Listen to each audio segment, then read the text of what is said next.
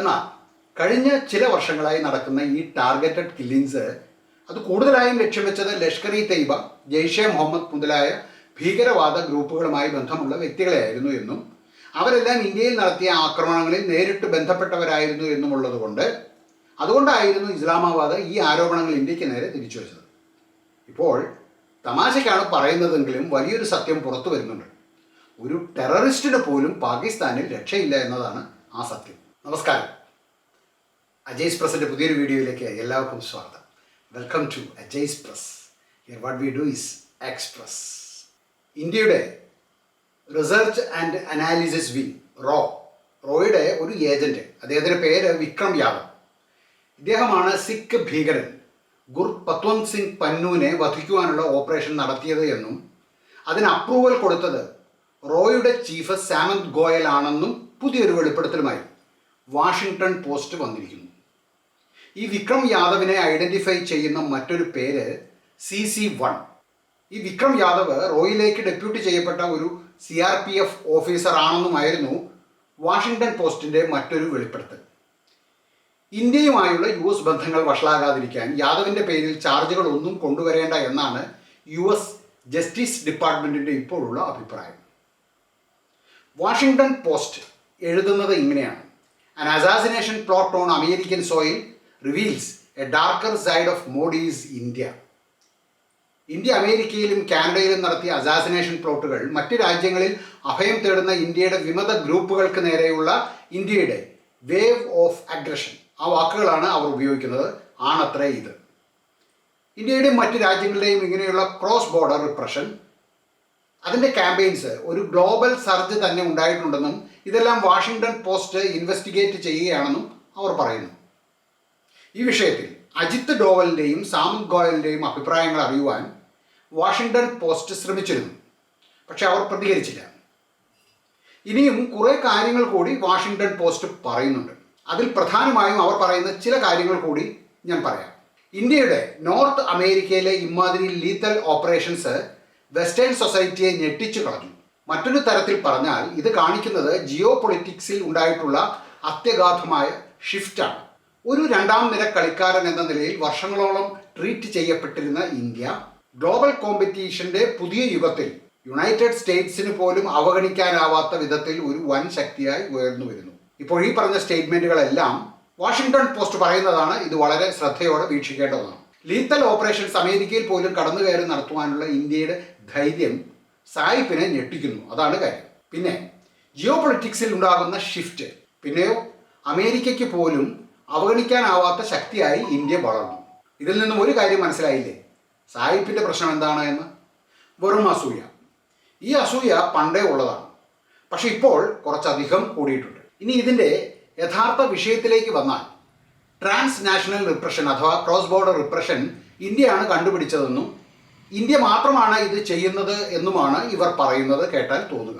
ഇന്ത്യക്ക് നേരെയുള്ള ഈ ആരോപണങ്ങളെല്ലാം വെറും ആരോപണങ്ങൾ മാത്രമായിട്ട് നിൽക്കുകയാണ്. പന്നുവിന് നേരെയുള്ള വധശ്രമം, കാനഡയിൽ നിജാറിൻ്റെ കൊലപാതകം, പിന്നെ പാകിസ്ഥാനിലെ കുറച്ചു പേരുടെ കൊലപാതകം, എല്ലാം ഇവരെല്ലാവരും കൂടി ഇന്ത്യയുടെ പറ്റുപുസ്തകത്തിലാണ് എഴുതി ചേർത്തിട്ടുള്ളത്. ക്രോസ് ബോർഡർ റിപ്രഷൻ തന്നെ ലോകത്തിന് പറഞ്ഞു കൊടുത്തത് അമേരിക്കയാണ്. എന്നിട്ടാണ് ഇവർ വലിയ ചാരിത്ര പ്രസംഗം നടത്തുന്നത്. ഇനി ഇന്ത്യയാണ് ഇത് ചെയ്തത് എന്ന് വിചാരിക്കുക, എന്താണ് കുഴപ്പം? ഇന്ത്യൻ റിപ്പബ്ലിക്കിനെ തകർക്കാൻ ശ്രമിക്കുന്ന ഖാലിസ്ഥാൻ ഭീകരവാദികൾ, പാകിസ്ഥാനിൽ നിന്നും ഓപ്പറേറ്റ് ചെയ്യുന്ന ലഷ്കർ, ജെയ്ഷെ മുഹമ്മദ് പോലുള്ള സംഘടനകൾ, ഇവരെയൊക്കെയാണ് നമ്മൾ തീർത്ത് കളഞ്ഞത്. എന്നാൽ ഈ ചാരിത്ര പ്രസംഗം നടത്തുന്ന വാഷിംഗ്ടൺ പോസ്റ്റ് ആദ്യം ചെയ്യേണ്ടത് സ്വന്തം കണ്ണിൽ കയറിയിരിക്കുന്ന തൂമ്പ എടുത്ത് കളയണം. എന്നിട്ട് വേണം ആരാൻ്റെ കണ്ണിലെ കരട് എടുക്കാൻ. അഫ്ഗാനിസ്ഥാനിൽ കയറി ഒസാമ ബിൻ ലാദനെ US മിലിറ്ററി കൊന്നുകളഞ്ഞത് ട്രാൻസ് നാഷണൽ റിപ്രഷൻ അല്ലാതെ വേറെ വലുതുമായിരുന്നു. 93-ൽ പാബ്ലോ എസ്കോബാറിനെ വധിച്ചത് കൊളംബിയ തന്നെ ആയിരുന്നു. എങ്കിലും എന്തിനായിരുന്നു US-ന്റെ ഡെൽറ്റ ഫോഴ്സും നേവി സീൽസും ആ ഓപ്പറേഷനിൽ കൊളംബിയയിൽ കയറി സജീവമായിട്ട് പങ്കെടുത്തത്? ടെററിസത്തെ കൗണ്ടർ ചെയ്യാനുള്ള അവരുടെ അവകാശമാണ് ഇതെന്ന് പറഞ്ഞുകൊണ്ട് ടാർഗറ്റഡ് കില്ലിങ്സിൻ്റെ എത്തിക്സിനെ കുറിച്ച് ഇവർ വലിയ വലിയ ആർട്ടിക്കിളൊക്കെ എഴുതി വച്ചിട്ടുണ്ട്. ഇങ്ങനെ നമ്മൾ അറിയുന്നതും അറിയാത്തതുമായ ഒട്ടേറെ കൊലപാതകങ്ങളും പ്ലോട്ടുകളും US ഇൻ്റലിജൻസ് ഏജൻസി CIA 1945 ശേഷം ലോകത്തിൻ്റെ പല ഇടങ്ങളിലും നടത്തിയിട്ടുണ്ട്. ക്യൂബയിലെ ഫിഡൽ കാസ്ട്രോയെ വധിക്കാൻ ശ്രമിച്ചു എന്ന ആരോപണം, നോർത്ത് കൊറിയൻ നേതാവ് കിം ജോങ് ഉന്നിനെ കൊല്ലാൻ ശ്രമിച്ചു എന്ന ആരോപണം, 1960 ഡൊമിനിക്കൻ ഡിക്റ്റേറ്ററായ റാഫേൽ ട്രുജീലോ, കോങ്കോയിലെ Patrice Lumumba, Indonesian president Sukarno, south Vietnam president Ngo ഡീൻഡിയും ഇങ്ങനെ നിരവധി നേതാക്കളെ വധിക്കുവാനുള്ള ശ്രമം CIA നടത്തിയിരുന്നു എന്നുകൂടി ഓർക്കണം. ഇവരാരും ടെററിസ്റ്റുകളായിരുന്നില്ല. ഇന്ത്യയെ എങ്ങനെയൊക്കെ താറടിച്ച് കാണിക്കാമെന്ന് ഇപ്പോൾ ലോകത്തിലെ നിരവധി പത്രമാധ്യമങ്ങൾ നിരന്തരമായിട്ട് ശ്രമിച്ചുകൊണ്ടിരിക്കുകയാണ്. ഇന്ത്യയുടെ ജനാധിപത്യം അപകടത്തിൽ, ഇന്ത്യൻ തെരഞ്ഞെടുപ്പുകൾ സുതാര്യമല്ല, ഇങ്ങനെയൊക്കെയാണ് ഇവരുടെ നറേറ്റീവുകൾ. ഇന്ത്യയിൽ നിരന്തരമായി മനുഷ്യാവകാശ ധ്വംസനം നടക്കുന്നു എന്നാണ് അവിടുത്തെ ഹ്യൂമൻ റൈറ്റ്സ് ഇപ്പോൾ നടത്തിയിരിക്കുന്ന പുതിയ കണ്ടുപിടുത്തം. ഇന്ത്യ ശക്തമായി പ്രതികരിച്ചിട്ടുണ്ട്. നമ്മൾ മറ്റൊരു രാജ്യത്തിൻ്റെയും ഒരു കാര്യത്തിലും ഇടപെടാറില്ലാത്തിടത്തോളം അത്രയും മര്യാദ കാണിക്കുവാൻ അവരും തയ്യാറാകേണ്ടത്. ഈ മനുഷ്യാവകാശം പ്രസംഗിക്കുന്നവരുടെ ഒരേ ഒരു കാര്യം മാത്രം ഞാൻ പറയാം. ഗുണ്ടനാമോ എന്ന് കേട്ടിട്ടുണ്ടോ? US മിലിറ്ററി പ്രിസൺ ഗുണ്ടനാമോ ബേയിലെ ഡിറ്റൻഷൻ ക്യാമ്പാണത്. 779 പേരായിരുന്നു 2023 അവിടെ ഉണ്ടായിരുന്നത്. അതിൽ 740 പേരെ അവർ എങ്ങോട്ടോ മാറ്റി. ബാക്കി 39 പേരാണ് ഇപ്പോൾ അവിടെ ഉള്ളത്. 2001 സെപ്റ്റംബർ അറ്റാക്കിന് ശേഷമാണ് ഗുണ്ടനാമോ ഡിറ്റൻഷൻ ക്യാമ്പ് ആരംഭിക്കുന്നത്. ഗുണ്ടനാമോ ഇരിക്കുന്ന ആ ഇടം തെക്ക് കിഴക്കൻ ക്യൂബയിലാണ്. US അതുപോലെ തന്നെ മറ്റ് ഇൻ്റർനാഷണൽ നിയമങ്ങളോ ബാധകമായ ഒരു ഇടമല്ല ഗുണ്ടനാമോ.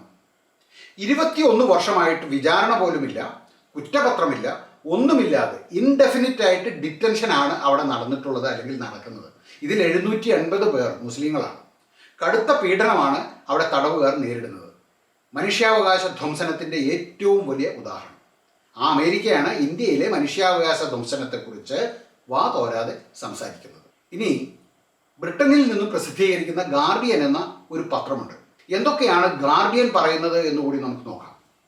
ഗാർഡിയൻ പറയുന്നത് 2020 ശേഷം 20 കൊലപാതകങ്ങളാണ് ഇന്ത്യ പാകിസ്ഥാനിൽ നടത്തിയത് എന്നാണ്. കൂട്ടത്തിൽ ഗാർഡിയൻ ഒരു കാര്യം കൂടി പറഞ്ഞു വയ്ക്കുന്നുണ്ട്. കാനഡയിൽ നടന്ന ഒരു കൊലപാതകത്തെ സംബന്ധിക്കുന്ന കാനഡയുടെ ആരോപണങ്ങൾ ഇത് ശരിവെക്കുന്നു എന്ന്. കാനഡയുടെ ആരോപണങ്ങൾ കാനഡയ്ക്ക് പോലും ഇതുവരെ തെളിയിക്കാൻ കഴിഞ്ഞിട്ടില്ല. ഹർദീപ് സിംഗ് നിജ്ജാറിൻ്റെ കൊലപാതകവുമായി ബന്ധപ്പെട്ട ഒരു വീഡിയോ ഈയിടെ കാനഡ പുറത്തുവിട്ടത് ഒഴിച്ചാൽ ഇന്ത്യയെ ഈ കൊലപാതകവുമായി ബന്ധിപ്പിക്കുന്ന ഒരു തെളിവും കാനഡയുടെ കയ്യിലില്ല. അപ്പോഴാണ് ഗാർഡിയൻ്റെ പുതിയ വെളിപാട്. ഇന്ത്യയുടെയും പാകിസ്ഥാൻ്റെയും ഇൻ്റലിജൻസ് ഒഫീഷ്യൽസ് ഗാർഡിയനോട് പറഞ്ഞത് അനുസരിച്ചാണെങ്കിൽ പാകിസ്ഥാൻ്റെ മണ്ണിൽ വെച്ച് ഭീകരവാദികളെ കൊല്ലുക എന്നത് ഇന്ത്യയുടെ വലിയൊരു പദ്ധതിയുടെ ഭാഗമായിരുന്നു എന്ന്. ഗാർഡിയൻ്റെ ഈ ജാതി തള്ളുകളെക്കുറിച്ച് നമുക്ക് വിശദമായി സംസാരിക്കുന്നതിന് മുൻപ് ആദ്യം ഗാർഡിയൻ്റെ തള്ളുകൾ എന്തൊക്കെയാണ് എന്ന് നമുക്ക് നോക്കാം. 2 രാജ്യത്തെയും ഇൻ്റലിജൻസ് ഉദ്യോഗസ്ഥരെയും ഇൻ്റർവ്യൂ ചെയ്താണ് ഗാർഡിയൻ വിവരങ്ങൾ മനസ്സിലാക്കിയത്. പോരാത്തതിന് പാകിസ്ഥാനിലെ ഇൻ്റലിജൻസ് ഉദ്യോഗസ്ഥർ ഗാർഡിയന് കൈമാറിയ ഡോക്യുമെൻറ്റ്സ് അത് വെളിവാക്കുന്നത് 2019 ശേഷം ഇന്ത്യയുടെ സെക്യൂരിറ്റിക്ക് ഇന്ത്യ എത്രമാത്രം പ്രാമുഖ്യം നൽകുന്നു എന്നത് മാത്രമല്ല, എങ്ങനെയാണ് ഇന്ത്യയുടെ ഇൻ്റലിജൻസ് ഏജൻസികൾ വിദേശ മണ്ണിൽ വെച്ച് ഇങ്ങനെ കൊലപാതകങ്ങൾ നടത്തിയത് എന്നും കൂടിയായിരുന്നു. മാത്രമല്ല, ഇന്ത്യയുടെ ശത്രുക്കളെ വകവരുത്തുവാനുള്ള ഒരു നയപരമായ തീരുമാനം തന്നെ ഡൽഹി എടുത്തിട്ടുണ്ടത്രേ. ഇത് ഗാർഡിയൻ പറയുന്നതാണ്. വാഷിങ്ടണും ഒട്ടാവയും നേരത്തെ തന്നെ സിഖ് ഭീകരന്റെ വധവുമായി ബന്ധപ്പെട്ടും മറ്റൊരു ഭീകരന്റെ വധശ്രമവുമായി ബന്ധപ്പെടുത്തിയും ഡൽഹിക്ക് നേരെ ആരോപണങ്ങൾ ഉന്നയിച്ചിരുന്നു. 2020 ശേഷം 20 ഭീകരന്മാരെയാണ് പാകിസ്ഥാൻ മണ്ണിൽ വെച്ച് അജ്ഞാത തോക്കുധാരികൾ വധിച്ചത് എന്നൊക്കെയാണ് ഇപ്പോൾ ഏറ്റവും പുതിയതായി വരുന്ന ആരോപണങ്ങൾ. വധിച്ചതൊക്കെ ശരിയാണ്, പക്ഷെ ഗാർഡിയന്റെ തള്ളിങ്ങനെയാണ്. നേരത്തെ ഈ അജ്ഞാതന്മാർ ആരായിരുന്നു എന്ന കാര്യത്തിൽ ഔദ്യോഗികമായ അറിവുകൾ ഒന്നും ഉണ്ടായിരുന്നില്ല. എന്നാൽ ഇപ്പോൾ ഇന്ത്യയുടെ ഇൻ്റലിജൻസ് ഉദ്യോഗസ്ഥർ തന്നെ ഈ കൊലപാതകങ്ങൾക്ക് ഇന്ത്യയുടെ റോയ്ക്കുള്ള പങ്ക് വിവരിക്കുന്നുണ്ടത്രേ. പാകിസ്ഥാനിലും പടിഞ്ഞാറൻ നാടുകളിലും ഖാലിസ്ഥാൻ മൂവ്മെൻറ്റിൻ്റെ ഭാഗമായി സിഖ് വിഘടനവാദികളെയും ഇന്ത്യയുടെ ഈ വിദേശ ഓപ്പറേഷനുകൾ ടാർഗറ്റ് ചെയ്തിട്ടുണ്ട്. ഇതാണ് മറ്റൊരു ആരോപണം. പാകിസ്ഥാനി ഇൻവെസ്റ്റിഗേറ്റേഴ്സിൻ്റെ അഭിപ്രായത്തിൽ ഇന്ത്യൻ ഇൻ്റലിജൻസിൻ്റെ സ്ലീപ്പർ സെല്ലുകൾ UAEയിൽ ഇരുന്നുകൊണ്ട് ആണ് ഓപ്പറേറ്റ് ചെയ്യുന്നത് എന്ന്. കൊലപാതകങ്ങളുടെ എണ്ണം 2023 കൂടുവാനുണ്ടായ ഒരു കാരണം ഈ സെല്ലുകളുടെ വർദ്ധിത പ്രവർത്തനങ്ങൾ മൂലമാണത്രേ. കോടിക്കണക്കിന് രൂപയാണ് ഈ ഇനത്തിൽ പാവപ്പെട്ട പാകിസ്ഥാനികൾക്കും ലോക്കൽ ക്രിമിനലുകൾക്കും നൽകി വരുന്നത്.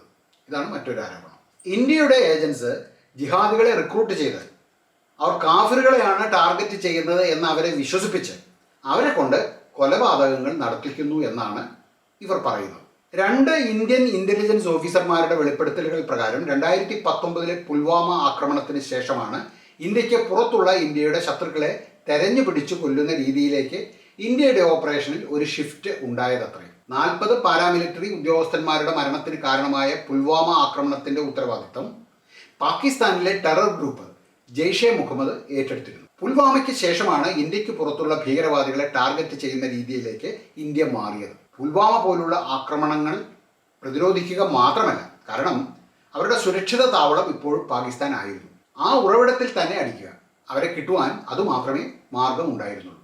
ആ ഓഫീസർ പറഞ്ഞത് ഇന്ത്യ ഇസ്രായേലിൻ്റെ മൊസാദിൽ നിന്നും റഷ്യയുടെ KGB-യിൽ നിന്നുമെല്ലാം പ്രചോദനം ഉൾക്കൊണ്ടായിരുന്നു വിദേശ മണ്ണിൽ കടന്നു കയറിയുള്ള ഇമാതിരി എക്സ്ട്രാ ജുഡീഷ്യൽ കൊലപാതകങ്ങൾ നടത്തിയിരുന്നത് എന്ന്.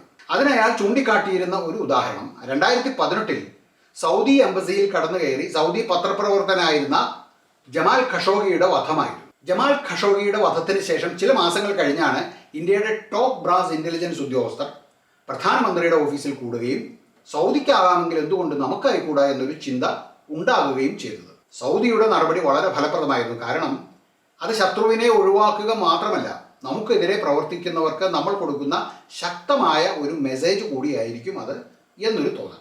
ശത്രുക്കളെ ശക്തമായി നേരിടാതെ ഒരു രാജ്യത്തിനും അവരുടെ ശക്തി കാണിക്കുക സാധ്യമല്ല. പാകിസ്ഥാനിലെ തന്നെ 2 വ്യത്യസ്ത ഇൻ്റലിജൻസ് ഏജൻസികളുടെ ഉയർന്ന ഉദ്യോഗസ്ഥരുടെ അഭിപ്രായത്തിൽ 2020 ശേഷമുള്ള 20 കൊലപാതകങ്ങളിൽ ഇന്ത്യയുടെ പങ്ക് അവർ സംശയിച്ചിരുന്നു. അതിൽ തന്നെ 7 കേസുകളിൽ സാക്ഷിമൊഴികൾ, അറസ്റ്റ് റെക്കോർഡുകൾ, അതുപോലെ പണമിടപാടുകൾ, വാട്സാപ്പ് മെസ്സേജുകൾ, പാസ്പോർട്ടുകൾ, ഇതെല്ലാം ഇന്ത്യൻ ചാരന്മാർ പാകിസ്ഥാനിൽ മണ്ണിൽ നടത്തിയ ഓപ്പറേഷനുകളുടെ വ്യക്തമായ സൂചനകൾ ലഭിക്കുന്നതായിരുന്നു. ഗാർഡിയൻ ഈ ഡോക്യുമെന്റ്സ് എല്ലാം കണ്ടിരുന്നു. പക്ഷേ ഇൻഡിപെൻഡൻ്റായി അത് വെരിഫൈ ചെയ്യാൻ കഴിഞ്ഞില്ല. എങ്ങനെയുണ്ട്? 2023 ഈ ടാർഗറ്റഡ് കൊലപാതകങ്ങൾ കണ്ടമാനം വർദ്ധിച്ചു. 15 കൊലപാതകങ്ങളിൽ ഇന്ത്യയുടെ ഇടപെടലുകൾ അവർ ആരോപിച്ചിരുന്നു. എല്ലാ കൊലപാതകങ്ങളും അജ്ഞാതരായ തോക്കുധാരികൾ ക്ലോസ് റേഞ്ചിൽ നടത്തിയവയായിരുന്നു. കോടിക്കണക്കിന് രൂപ അഫ്ഗാനികൾക്ക് കൊടുത്തായിരുന്നു കറാച്ചിയിലെ 2022 ആക്രമണം ആസൂത്രണം ചെയ്തത്. അവരെ പിന്നീട് അതിർത്തിയിൽ നിന്നും പിടിച്ചിരുന്നു. കോടിക്കണക്കിന് രൂപയാണ് ക്രിമിനലുകൾക്കും ദരിദ്രരായ തദ്ദേശവാസികൾക്കും നൽകി കൊലപാതകങ്ങൾ നടത്തിയിരുന്നത്. ദുബായ് വഴിയാണ് പലപ്പോഴും പണം കൈമാറിയിരുന്നത്. റോ ഹാൻഡ്ലേഴ്സ് അവരുടെ മീറ്റിങ്ങുകൾ നേപ്പാൾ, മൗറീഷ്യസ്, മാലിദ്വീപ് മുതലായ ഇടങ്ങളിലായിരുന്നു നടത്തിയിരുന്നത്. പാകിസ്ഥാനി ഉദ്യോഗസ്ഥരുടെ അഭിപ്രായത്തിൽ ഒറ്റ രാത്രി കൊണ്ടായിരുന്നില്ല ഇന്ത്യ ഈ ആസൂത്രണമെല്ലാം നടത്തിയത്. 2 വർഷത്തോളമുള്ള പരിശ്രമമാണ് UAE ഈ സ്ലീപ്പർ സെല്ലുകളെ വളർത്തുവാൻ എടുത്തതും ഈ എക്സിക്യൂഷൻസ് നടപ്പാക്കിയതും. അതിനുശേഷം നമ്മൾ ഒട്ടേറെ കൊലപാതകങ്ങൾ കണ്ടു. ജെയ്ഷെ മുഹമ്മദിൻ്റെ കമാൻഡർ ഷാഹിദ് ലത്തീഫിനെ നിരവധി തവണയുള്ള ശ്രമങ്ങൾക്കൊടുവിൽ ഒരു 20 വയസ്സുള്ള പാകിസ്ഥാൻകാരൻ പയ്യനാണ് അയാളെ വകവരുത്തുന്നത്. അതും പാകിസ്ഥാനിൽ വെച്ച്. ആമസോണിൻ്റെ ഒരു പാക്കിംഗ് ഹൗസിൽ UAE-യിൽ വളരെ തുച്ഛമായ ശമ്പളത്തിന് ജോലി ചെയ്തിരുന്ന ഈ പയ്യനെ അവിടെ വെച്ചായിരുന്നു റിക്രൂട്ട് ചെയ്തത് എന്നൊക്കെയായിരുന്നു ഗാർഡിയൻ്റെ കണ്ടുപിടുത്തങ്ങൾ. പാകിസ്ഥാനി ഇൻവെസ്റ്റിഗേറ്റേഴ്സിൻ്റെ കണ്ടുപിടുത്തങ്ങൾ ഇവിടം കൊണ്ടും തീരുന്നില്ല. ഈ പയ്യന് ആദ്യം 1.5 മില്യൺ പാകിസ്ഥാനി രൂപ ഇന്ത്യയുടെ ഒരു അണ്ടർ കവർ ഏജന്റ് ലത്തീഫിനെ ട്രാക്ക് ചെയ്യുവാനും പിന്നീട് 15 മില്യൺ പാകിസ്ഥാനി രൂപയും ദുബായിൽ ഒരു കേറ്ററിംഗ് കമ്പനി നടത്തുവാനുള്ള ഓഫറുമാണ് കൊടുത്തിരുന്നത്. സിയാൽകോട്ട് ഒരു പള്ളിയിൽ വെച്ചാണ് ലത്തീഫിനെ ഈ പയ്യൻ വധിക്കുന്നത്. പയ്യനെ പിന്നീട് അറസ്റ്റ് ചെയ്യുകയും ചെയ്തു. ഹിസ്ബുൾ മുജാഹിദിൻ്റെ കമാൻഡർ ബഷീർ അഹമ്മദ് പീർ, അതുപോലെ സലിം റഹ്മാനി, ഇവർ 2 പേരും ഇന്ത്യയെ സംബന്ധിച്ചിടത്തോളം മോസ്റ്റ് വാണ്ടഡ് പട്ടികയിൽപ്പെടുത്തിയ ഭീകരന്മാരായിരുന്നു. ഇവരുടെ ട്രാൻസാക്ഷൻ രസീതുകൾ ലക്ഷക്കണക്കിന് രൂപയുടെ കഥകൾ വെളിപ്പെടുത്തുന്നു എന്നായിരുന്നു ഗാർഡിയൻ പറഞ്ഞത്. എന്നാൽ റഹ്മാനിയുടെ മരണം ഒരു ആംഡ് റോബറിയുടെ ഇടയിലായിരുന്നു എന്നതാണ് സത്യം. ഇതൊക്കെയായിരുന്നു ഗാർഡിയൻ്റെ പ്രധാനപ്പെട്ട ആരോപണങ്ങൾ. പാകിസ്ഥാനി ഏജൻസികളും മാധ്യമങ്ങളും ഇവരുടെ എല്ലാം കൊലപാതകത്തിൻ്റെ ഉത്തരവാദിത്വം ഇന്ത്യൻ ഏജൻസിയുടെ തലയിൽ ഇങ്ങനെ ഒളിഞ്ഞും തെളിഞ്ഞും കെട്ടിവെക്കുന്നു എന്നല്ലാതെ സോളിഡായുള്ള തെളിവുകളൊന്നും അവർ പുറത്തു വിട്ടിട്ടില്ല. പക്ഷേ വാസ്തവം എന്തായിരുന്നു നമുക്കറിയില്ല.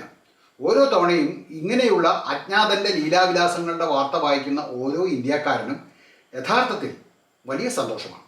ആരാണ് ആ അജ്ഞാതൻ എന്നറിയുവാൻ ഓരോ ഇന്ത്യക്കാരനും ആകാംക്ഷയുണ്ട്.